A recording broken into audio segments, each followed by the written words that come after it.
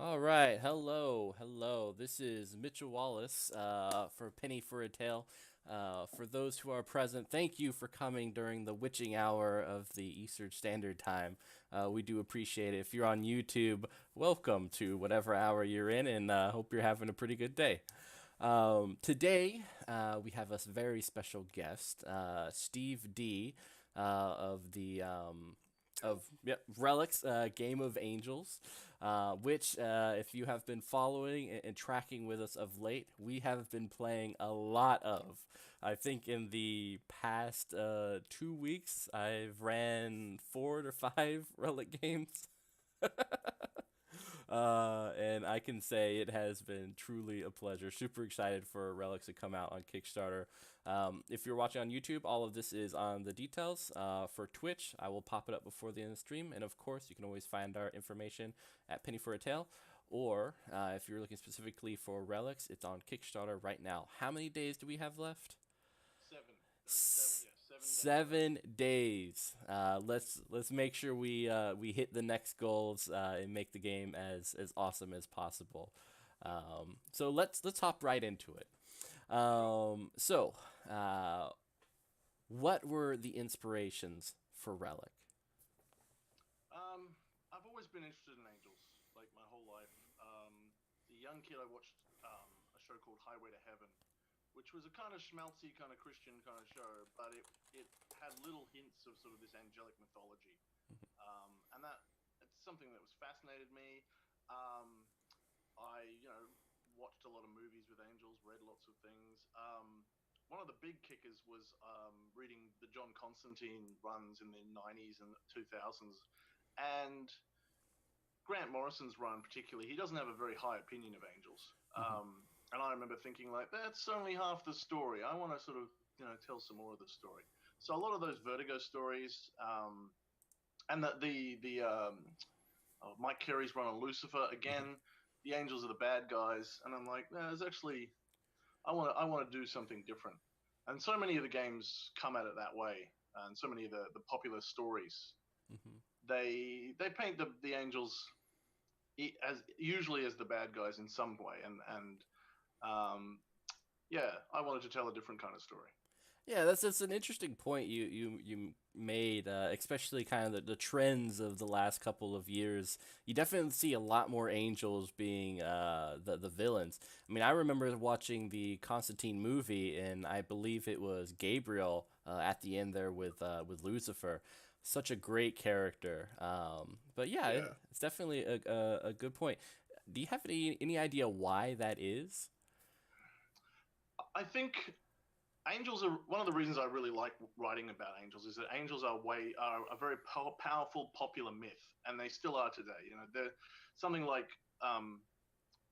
2/3 of Americans believe that angels exist, and over a third believe they've met. And they are ways that we talk about things that are important to us, and um, how we view things like religion and faith and authority is often reflected. There was a huge time after World War II where angels were very much seen as the good guys, when people were very much looking to believe in a sense of order and power. And then I think in the sort of the 80s and the 90s and the noughties, we got a lot more cynical about certain things. Um, but there are other kind of stories as well. If you look at Far Away So Close and Wings of Desire, the angels there are figures of sorrow, because that's coming from a different culture where people were sort of reeling from just a long period of isolation. Yeah. So for them, angels were about the inability to connect. And I think at the moment now we're actually having a revival of angels as we think about a world that is we feel is very disconnected and that we're worried about the end of the world. We're now sort of thinking about angels in a slightly more positive way. So even though we have Lucifer in the TV show, for example, Hmm. he's quite angelic. Like he is Lucifer, but Yeah. he's famous in big white wings. His his best friend Amenadiel is an angel, and he's quite the positive character as well. Um, and there's a sense, and also they use the Mike Carey's idea that Lucifer is God's son, so he's a kind of a Jesus figure as well. Mhm. So yeah, and I think that's really interesting, is that we change these myths so that they mean different things to us, and that's something I really wanted to explore in Relics, is that the angels are what you want to make of them, to some extent, and what Yeah. you want to play them as. Yeah, and you definitely see that because I've ran the quick start characters a couple of times, and I've also with the James Corp's Twitch channel, we got to Yeah. run through character creation and make these very diverse angels, and each looks at humanity in a very different way, and it what I thought in the past I really enjoyed like Demon of Descent and the Outer World of Darkness. Demons were really cool. um, Yeah. but when I started reading Relics, I'd have to say it kind of just changed my perspective, and got me really excited to play these angelic beings, especially the way the game describes it. These fiery creatures with horns. These are terrifying beings. But yet, you have the healers and those that really care about humanity. So it's a nice like little story that's being told there. But going into kind of the mechanics of it, what made you turn to Fugue as inspiration for the system for Relics? Um, that was sort of just a moment of perfect serendipity. I had a lot of different systems in mind that I was playing with. When I was first working on the draft, I was still working on Shadow of the Demon Lord, and there's a lot in that system that attracted me, um, especially like the way that it has 4 core classes, and we have sort of these 4 core aspects. Yeah. I was playing around with that, and I was like, no, this is too complicated. I was then looking at Cortex and a few other things, and then I don't even know what it was. It must have been just looking at through old files or something, talking to James Wallace or something, and I just thought this would be perfect. I was lucky enough to consult a little bit on Las Vegas Mhm. with James, and it was a really exciting project. Unfortunately, it was terribly delayed, but it was something that sort of sat in the back of my mind. And yeah, I was just thinking about light systems, thinking about things, and it just sort of went, hang on, this would actually be really good. Um, and I can't remember the exact moment that it happened. It just suddenly clicked. It was like this would be perfect. And now I can't imagine Relics without it, because it gave us exactly what we needed to do Yeah. to really in the angelic aspect of that philosophical and different viewpoint that is so important to the game. Yeah, and it's interesting. And I actually have my tarot deck. Let's see if I can grab it without destroying my wings. Um, yeah, and I've never, never checked out a tarot deck before. I love the art on them, and Mm. I probably have one copy from a different game. But yeah, why use a tarot deck instead of dice? What was kind of your thinking on that, and why do you think it's so important to telling the story of Relics?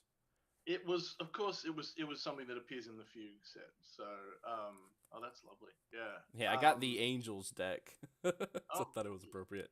very nice. Yeah. Um, yeah. So first of all, it was just there in Fugue. So we were Mhm. looking at it, going, well, if we're using Fugue, we'll use the cards. And Fugue is a game about. Sorry, Fugue first appears in Las Vegas, which is very much a game about um, uh, Vegas and also angels and demons in Mhm. its own way. Um, so it was appropriate there because it's a game about dealing and things, and dealing cards and gambling and things like that. But as soon as I started looking at the tarot is extremely informed by angelic myth. Mhm. Um, if there's a thing called the tetramorph that I've always been fascinated by, and that was something I really wanted to put into Relics, and that's what I like about the tetramorph is that it's a myth that has been evolved over time. Um, we have it in the New Testament. Each of the shapes of the four, the man, the lion, the bull, and the eagle, were all assigned to the 4 gospel writers. Mhm. So that allowed them to basically use that symbology in New Testament Christianity, but it's also part of Old Testament Christianity all the time. It's how angels and figures are described, and it actually dates back to pre-Christian, pre-Jewish myth as well, Mhm. um, where these 4 creatures were part of Babylonian and Akkadian myth. Mhm. Um, So that was something that I wanted to do as a sense of. It's a wonderful example of that. Like, you can see churches being built today that are using a symbology that is 4,000, 6,000 years old. Yeah. Um, and looking at the tarot deck, you can see these figures popping up all the time. And so that, as soon as I saw it, I was like, yeah, that's really perfect. The Wheel of Fortune card and the World both feature them. There's also a lot of angels on temperance and justice. Hmm. So that all just the symbology, just, and again, it's that same kind of thing that we still use tarots today, and we recognize its symbology, but it feels like it's very ancient because it's kind of this weird hodgepodge of mythology that was sort of aggregated over several hundred years. Yeah. Um, and that gives it that right kind of ancient feel. And it is an interesting mechanic. It allows you to. It's effectively the same as a dice roll, but it adds a little bit more flavor. It adds a little bit more impact, and it feels a bit different to a die. A die feels very modern to us, even though the dice too are very ancient. And it just, yeah, that little bit of flavor is really important. Yeah, definitely. I mean, I know as a GM when I was running it, having people respond to the tarot deck and what was pulled definitely Yeah, kind of helps set the mood as well as a GM think of what comes next. yeah. So that was really, really a cool aspect of the game. It Um, gives you an idea and a number, which is nice hmm instead of one. exactly. So is there any tarot deck you would recommend or one that's your favorite? I'm not really a huge tarot nerd, Mhm. which has been fun because I get to sort of come at this from both sides. I meet a lot of people who are like, what are the cards? And I'm always having to explain that. But I also meet the other extreme of people who are like, I have 20 tarot decks. I really want yours because I want to put it on my wall with all my magic tarot decks. And I met tarot readers as well, people who take it very seriously as a Mhm. spiritual thing. So um, as I say, I'm not a collector. We've used Rider Waite Smith, I should say, as our basis because it's fairly standard, and it has lots of angelic symbology in it. The Thoth deck is also quite a good one. That was done by Alistair Crowley, Mhm. and I forget the artist, but it also has some lovely angelic symbology in it. Um, uh, but yeah, there's lots of different, as long as anything that fits, that feels meaningful to you. Yeah. I got an angelic tarot that I picked up once, but it was very new age, and the art was like done on a sort of bad laser graphics, Yeah.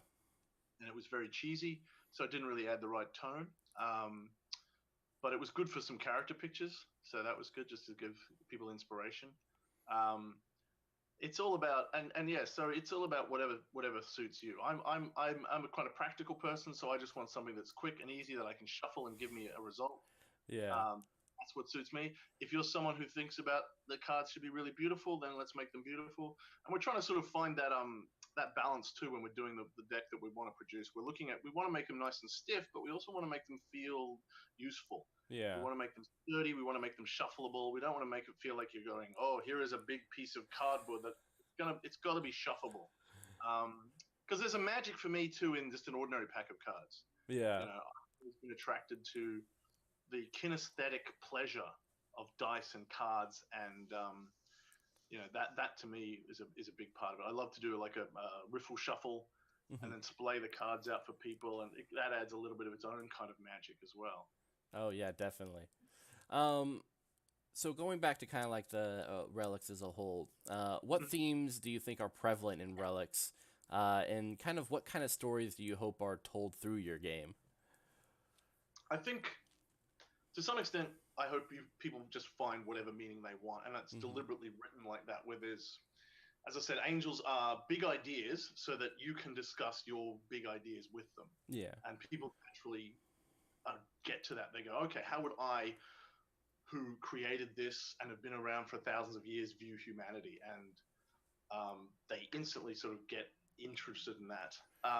But there are lots of themes that were important to me. I mean, one of them is about the fact that this is a personal issue. I grew up quite relatively religious, Hmm. and I've always been fascinated by faith and its purpose. And its power to be something that can make individuals better, and that's something that was important to me to bring to the fore in the game, is the sense that um, what is the purpose? What is the nature of faith without authority? I guess is the way to think about it. Because by removing God from the picture, the angels sort of have to come up with their own sense of truth and value themselves. And I like to push that in my games, is that sense of when people come up with questions of morality and questions of purpose and things. It's like, well, what do you think? Yeah. Um, there's the scenario that I'm hoping to be able to write if the next stretch goal has a scene where the players can effectively get control of a sort of proto cult of several hundred people. And I always like, as a GM, to go, well, now they're convinced that you are an incarnation of God. You've got the floor. What do you tell people?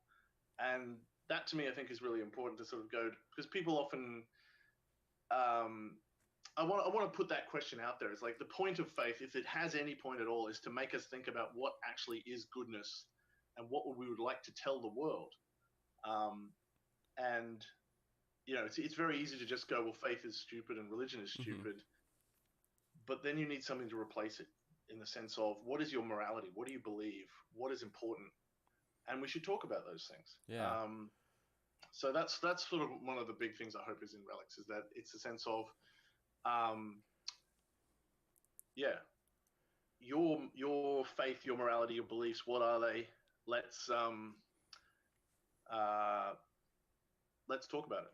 Yeah, and that's really interesting to me. I've also come from a very kind of religious background, and I never thought of it that way in terms of now God's gone, and now what do you do as angels?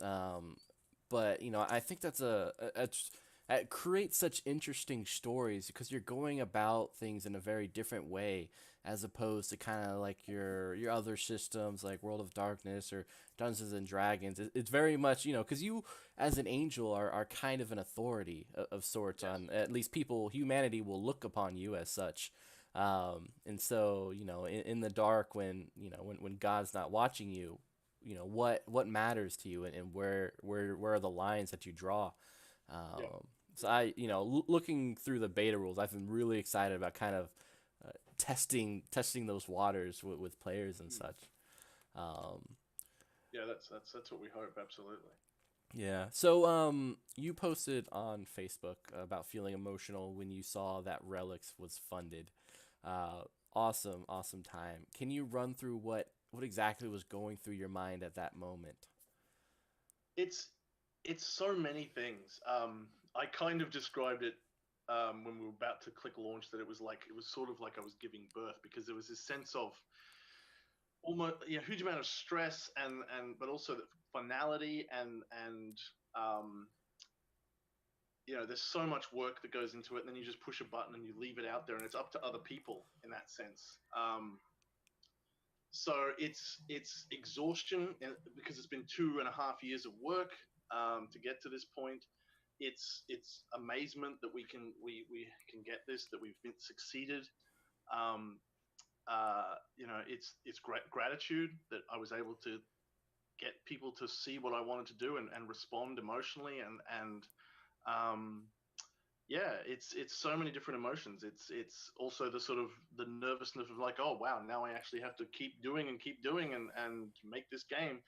But actually, all of that's like, the rest of this process is going to be a lot easier, because we've worked so hard beforehand. We know where we're going, and we're just really happy that we get to do that. But it is it was like we crossed that line that we worked so hard and we hoped so much about. Because even though we had like a good start, I just Yeah. couldn't relax until we crossed that line. And it's like, as soon as we did, it's like, now it's okay. We don't have to worry about you Yeah. know all those conditions, and because it is so much of this industry, you need to have a certain amount of money. I mean, we had a high goal because we want to do things at a really professional level. And having that goal means that we can do a lot. We have the freedom and the safety to be able to do that without constantly going, well, how much does that cost? How much does that cost? Yeah. Like, it makes things, it lets us really take a deep breath. for the first time, because we've really been I don't work full time. I'm on actually a disability pension, so Mhm. our funding has been just really tight, and we've been borrowing favors here and there, and now I can go to those people and go, look, I can actually pay you, thank God. Well, that's awesome, and I hope it continues to shoot up. I've definitely seen you as kind of like one of the more active Kickstarter makers in terms of like Facebook and social media. Basically, every day you can see something new and interesting on the Facebook, which has been, Great, as well yeah. as it's been amazing kind of watching the numbers slowly, steadily rise up and seeing different takes and what you felt about different things. So I know as a fan, much appreciate that. Um, Excellent. I mean, that's what we want. We want it to be something that you guys feel a part of, mhm. because you are helping us get there, so you should feel involved. Yeah, and if there's anything people want to see in the game or want to see added as a stretch goal or a pledge level, let us know, because we will think about it. Definitely. You hear that, people? Let him know. Check out the Kickstarter Relics, a game of angels. Also on Facebook. He's very responsive, so make sure to send ideas and such. Um, but the next question, which Yes. is kind of one of my favorites, because I'm kind of a musically inclined person. Hmm. If Relics had a soundtrack, what songs would you add to it? Oh, well, the short answer to that is that we did a YouTube um, playlist. There's about 100 songs on there. So can I just post the link Yeah, to that? definitely. Post the link. Yeah, it's on we put it on the Facebook at one point. Yeah, we were going to do a Spotify one, but we couldn't. There is a Spotify one, but for some reason it doesn't like me adding it. It only likes the person who set it up adding it to it. Yeah. So, but I can post that right now. I can find that on YouTube, and post our playlist.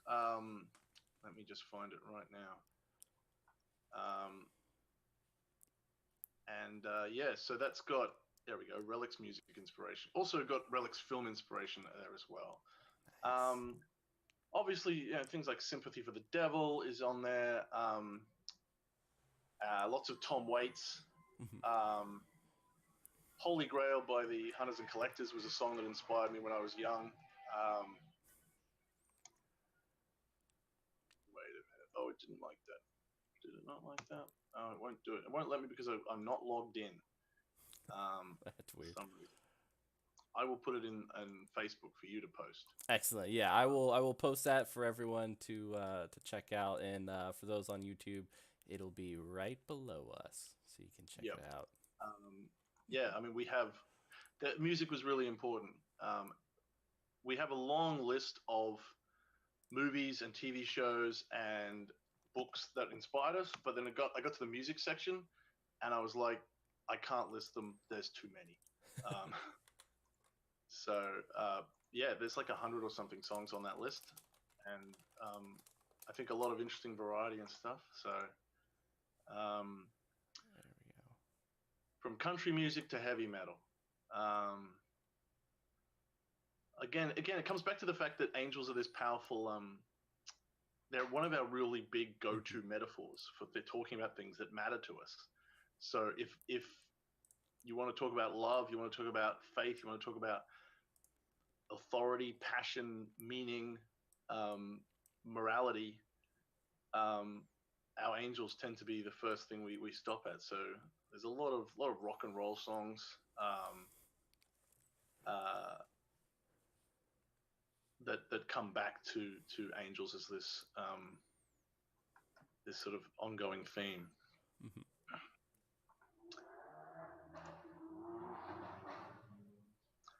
All right, I've sent that link. You guys can all see it in the notes. Excellent, excellent.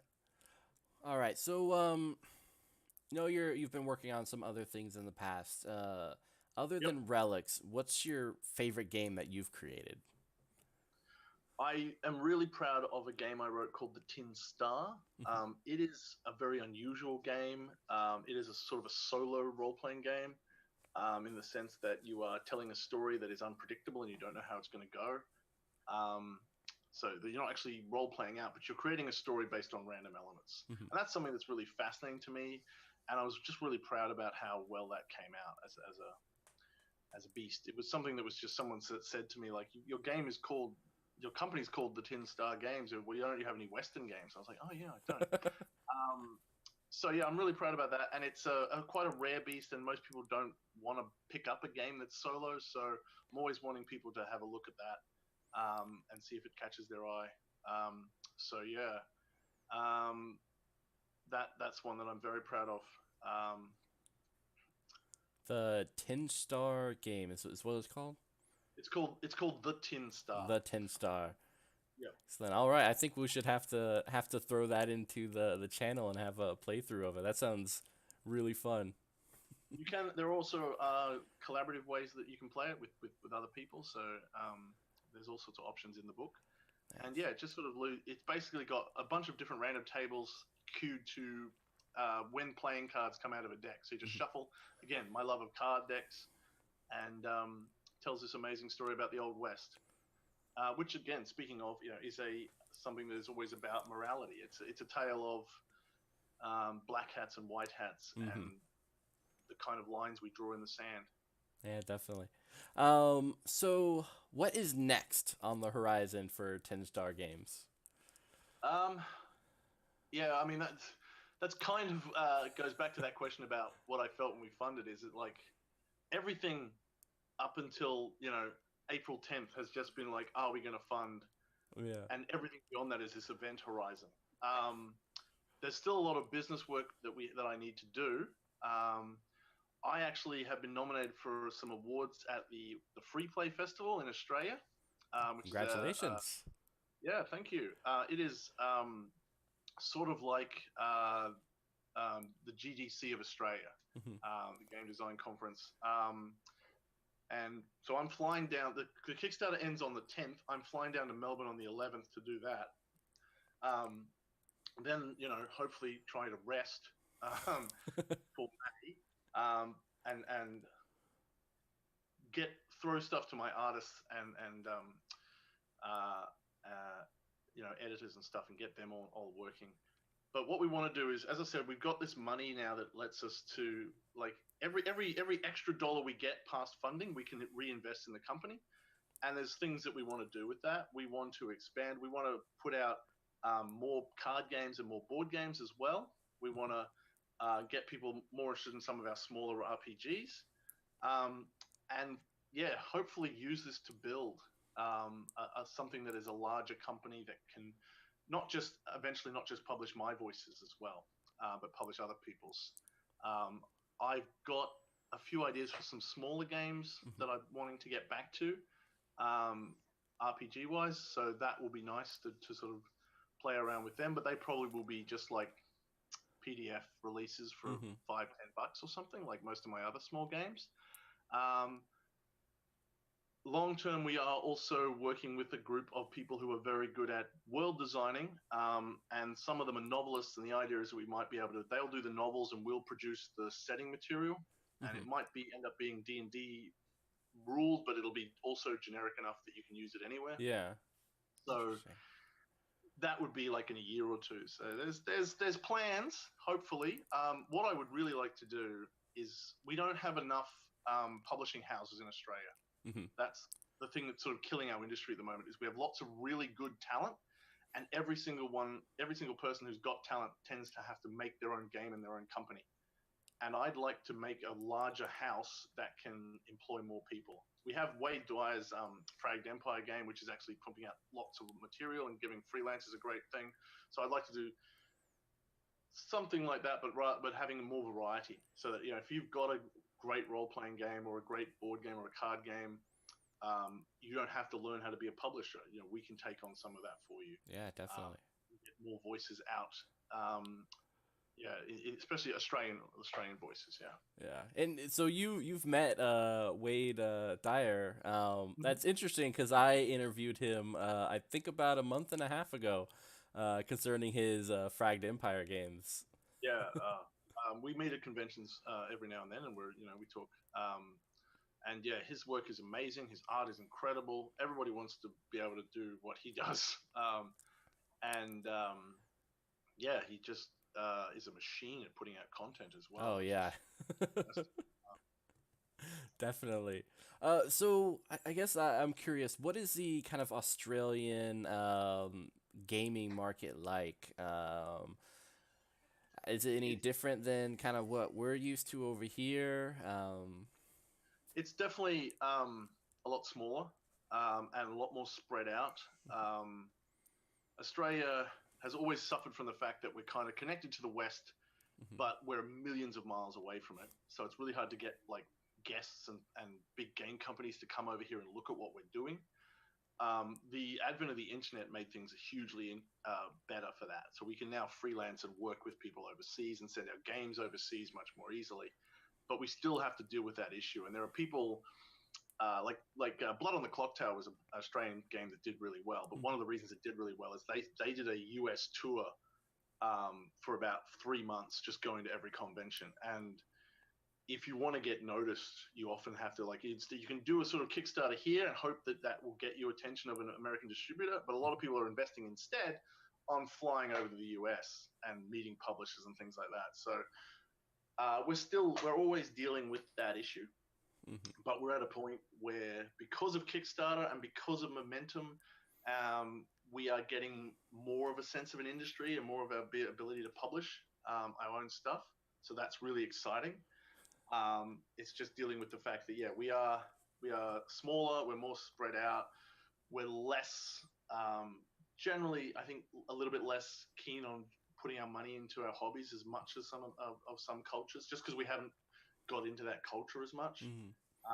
But yeah, I mean, that's changing a bit too. We've got Supernova here, which is a nerd con, it started off as just meeting actors and buying T-shirts and comics and things like that. But we now have a growing board game presence there. So there's I think it's a time of really good, really interesting change where Yeah, people are finding their feet and going, hey, there are Australian designers. We can invest in local things, um, that which sounds is awesome.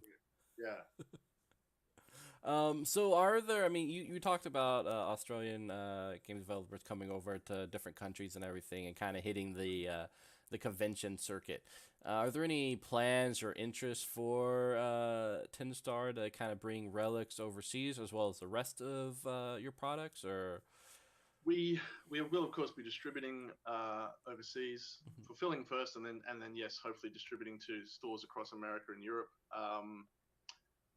I would love to get to the US, just again for the same sort of reasons we talked about. To meet, I've been to the US many years ago, but I'd love to go again and just get to conventions, talk to people face to face. It's really important to make those connections. Um, so that's something that would be a sort of the next saving goal, basically, mhm. to try and get enough money together from slowly growing the business, hopefully, that we can then fund a trip. Um, and it would coincide with at least one or two cons, if Mhm, possible. Um, my friend's going to Big Bad Con soon, which is great. Some people go to GDC every year, mhm. and yeah, there's the center of the gaming world is still America. And so yeah, I'd love to get over there and just also meet some of our fans and run games for them and stuff like that. I did love, I was able when I traveled. It was about 15 years ago now, but Mhm. because I met a lot of people online through gaming, I could just go show up in a town, find someone I met online, play role playing games or board games with them, and that was a wonderful way to sort of travel the world. So I'd love to do that sort of thing again. Oh yeah, definitely. And if you're ever in the DC area, we have a lot of fans here who would love to try out relics with you. So if you're ever in the area, Awesome. Yeah, no, it's a long term goal, but I would definitely have a plan to get back excellent. to the US and the UK hopefully as well. Hmm. So we're gonna shift a little bit and to go into something important to Penny for a Tale as a whole, as well as myself, Yep. and apparently to you. In 2012, you created a group known as Message, Men Ending Slurs and Sexist Attitudes in the Gaming Environment. Um, can you describe the events that led to the creation of the group? Yeah. So the message was a really important thing to me. Um, in 2012, we had a few flashpoint events about sexism in gaming. Um, we had um, I've forgotten her name. One of the writers on Mass Effect Hmm. was talking about how there is much more appeal in Mass Effect than just the game mechanics, and got massively attacked for saying those things. And that was when we began to realize that there was a very, very strong, actioned, weaponized presence of male toxicity. And Hmm. just after that, Anita Sarkeesian came along as well, started talking. Her videos were all about media, and then she branched into computer games and got savagely attacked. At the same time, in role playing, there was a few people who were just again, it was a sort of a watershed moment where the shift in balance online had grown to a point where women were, and minorities were getting sick of being treated and were getting louder and louder. I've been following on other things. There was a lot of websites tracking these things, um, and trying to raise awareness. Hmm. And yeah, so it was just like it was prophetic because we didn't know that Gamergate was a year and a half away, but we knew something like that could happen and it could get worse and worse. So there was a scene sense of, well, how do we fix this? We can't just keep going, there's something wrong unless we provide a solution. So Hmm. what I wanted to do was to try to put together some sort of force. There was another group as well that did, it was board gaming and video gaming and was more about racism. Hmm. And so I was just going to go, look, this is, I know tabletop gaming and sexism is sort of where I'll come from. So we set up a little, yeah, that organization to, the idea was to come from it from the male point of view, to say, Hmm. look, the best thing that men can do is lead other men Hmm. and just go, this is our what we're going to tolerate and no more. And it's our job to clean up our hobby. So that was the intent. Yeah.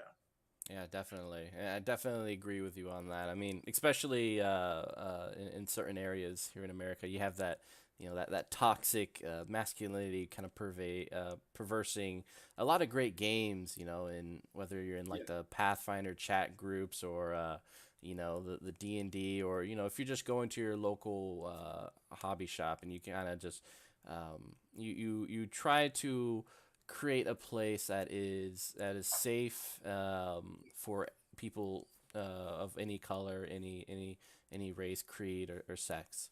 Um, so my next question is, what happened to the group? Um, Basically, it was being run entirely by me for Mm-hmm. about 5 years, and I ran out of steam, and I wanted to do more on my game design. Um, and it's very hard.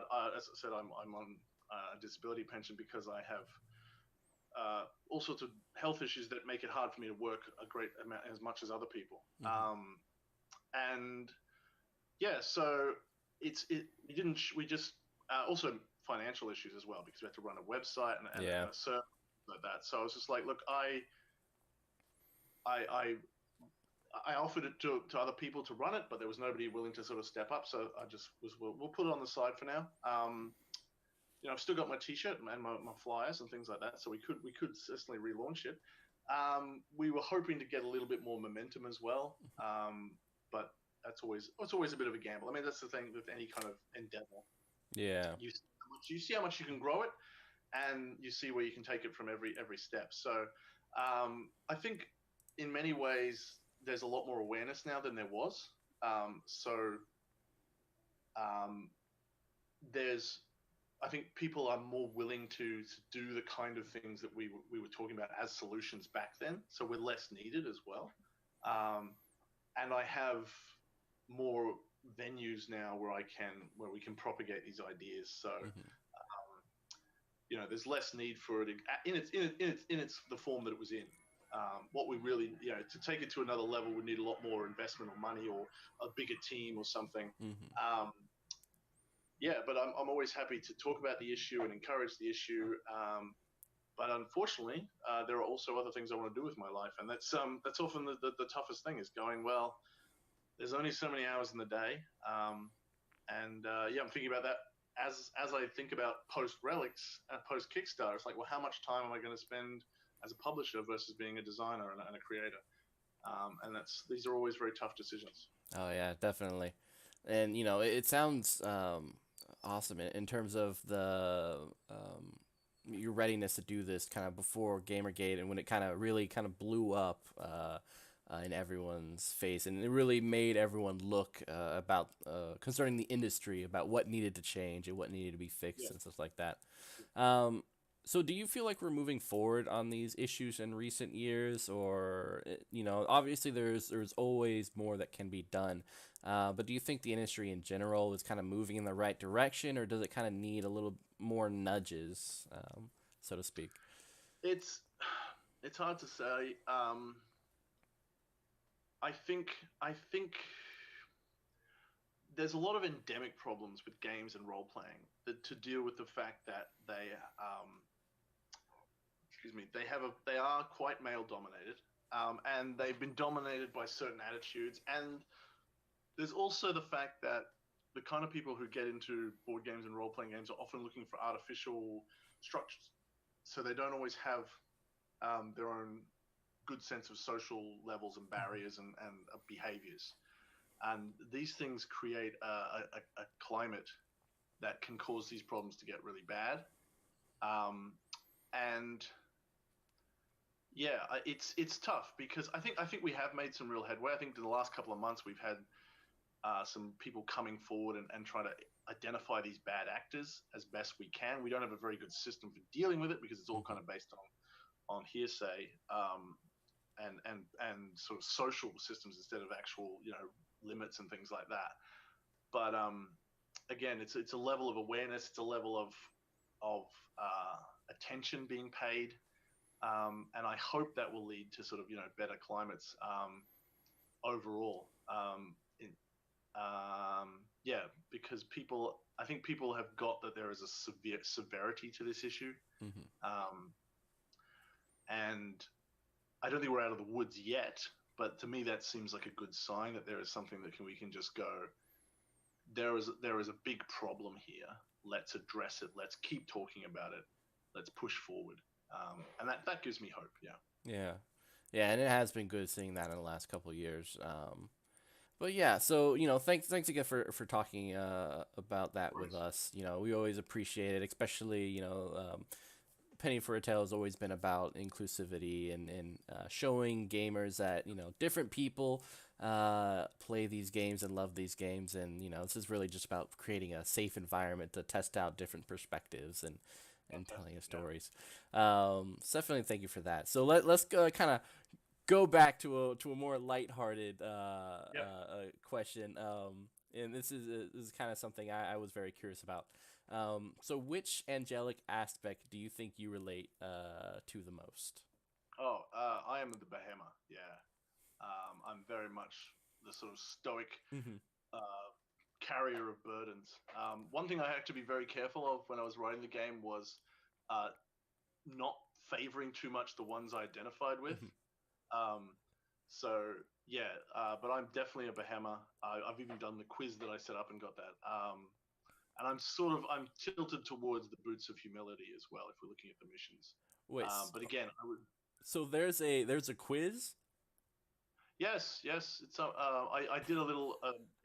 A fan sort of set the account up for me. Hmm. But yeah, I'll dig. There's a sort of which aspect are you and which mission are you? I'll Oh, post them again. yeah, that sounds awesome. If after sometime today you could dig those up for us, yeah, that'd be Yeah, no amazing. worries. Yeah. So yeah. So we worked. A fan sort of started the idea, and I finished the questions off, and then I did it. And I was like, yep, confirmed. Um, yeah. So I'm definitely a behemoth, and yeah, the challenge for me was to make sure though that everything felt like everyone would had something that they could leap on and go, Hmm. that is so me. Because I think that's part of the appeal of any kind of setting is going. Oh, if I was in that setting, I would be this or Yeah. identify. Um, yeah, so that was an easy one for me. Um, Missions are a bit harder, but that's again, Yeah. I think that's fine because I wanted to make every mission seem like they were the right choice, Yeah. so that if you're in them, you can really understand. No, this makes sense. Um, I think that's what you want to do with good faction designers. Go, well, all these people have a point. Um, Yeah, definitely. And I think in our last playthrough, we went through Devil's Own Luck. I believe that was the title of the. They had different factions and everything, and it was Yep. interesting at the end them talking to each other about why they thought about certain things based on their mission, Yep. and then kind of seeing each other's perspective because one forgot that the other person's mission was like the humility one, Yep. and so that was really interesting. So what is your favorite miracle? Good question. I like I like the one that lets you just read anything by touching it because that would just make my life so much easier. Um, yeah. Um, and but I also like I think some of the great ones are the ones we would come up with on the fly. Hmm. Um, or we have someone in the game I'm running on the podcast who can read um, everything in a room effectively in a moment, but it destroys the knowledge on that's being stored on. So it's like she Ooh. gets it, but it destroys everything. That's a really nasty catch. Yeah, and some of those fun things where you're going, um, this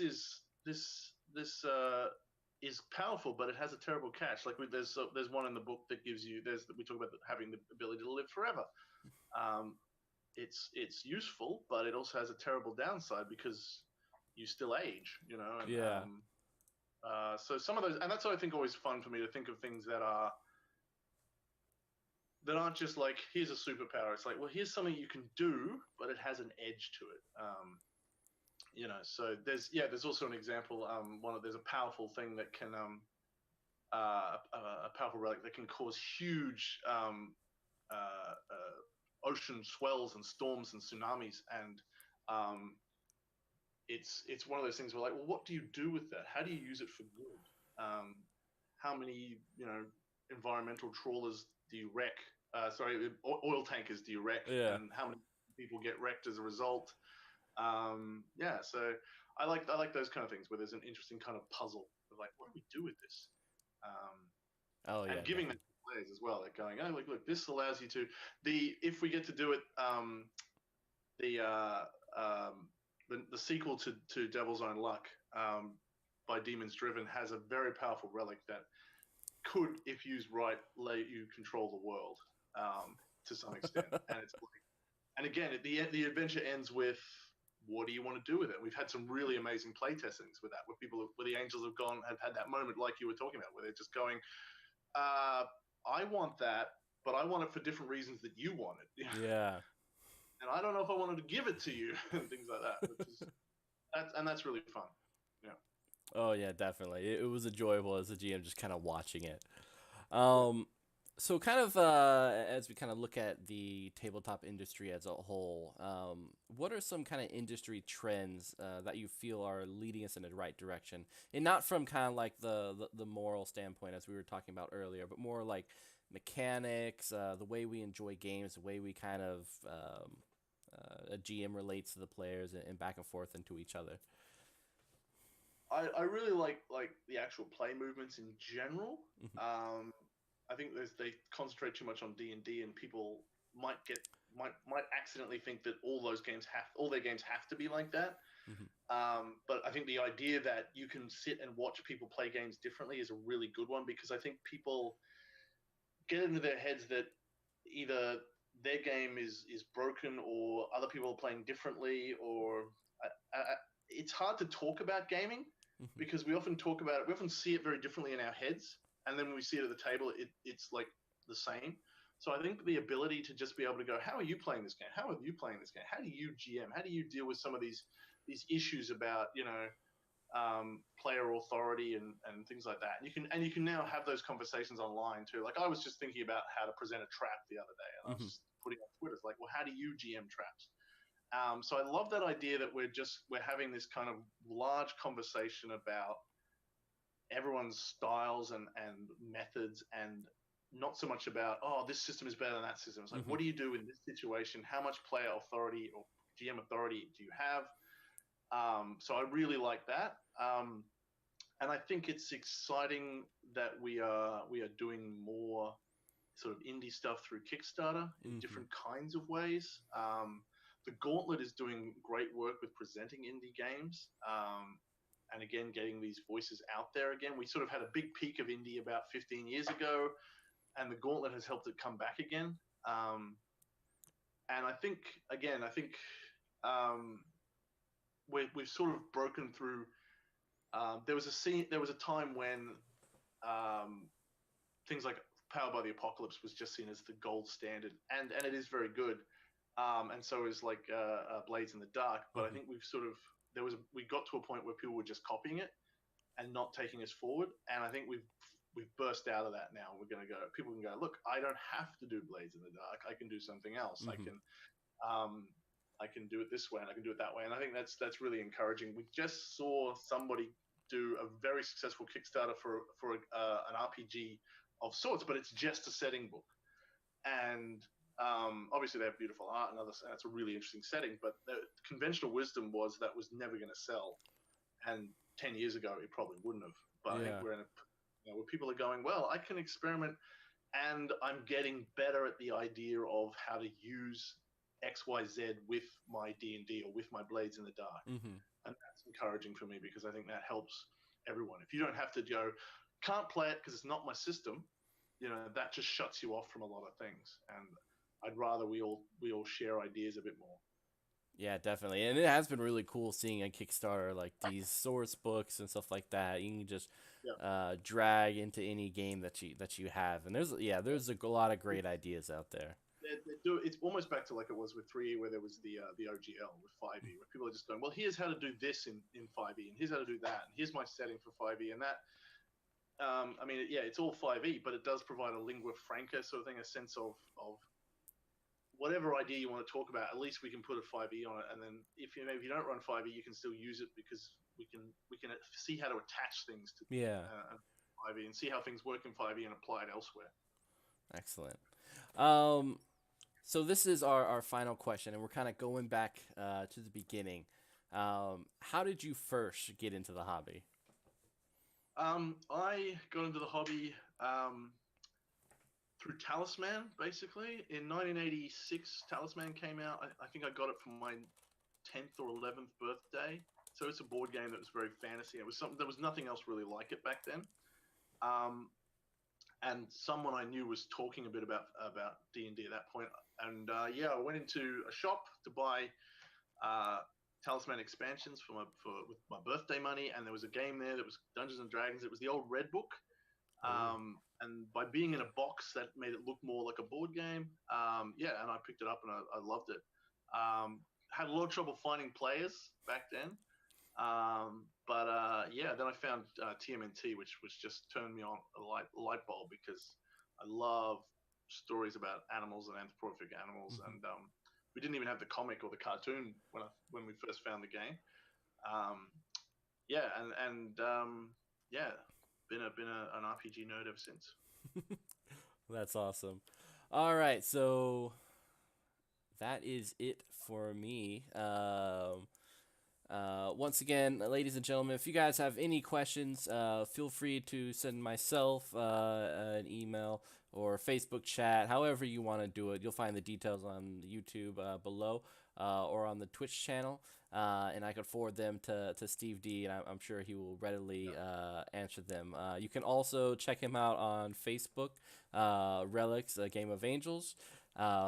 Also, please check out Relics, A Game for Angels on Kickstarter. Back them. It is an amazing game. If you are ever curious about it, there are many podcasts, actual plays, and interviews concerning the work of Steve D. And it has been an amazing time for me personally running the game. Steve D, do you have anything to say to people out there? No, you pretty much summed it up. We just love you to keep spreading the word. Tell people face to face, because that's always better than just a random share. Say, or message them and say, look, this game looks really interesting. Back it, because I want to put that next supplement out, and we've got some other things planned. We'd love for it to go even bigger. So share and enjoy, as they say. Excellent. You guys have heard it. Share, like. Talk to people you know. This is Penny for a Tale, late night talk, and thank you once again, Steve D, for joining us. My pleasure. You guys have a good night.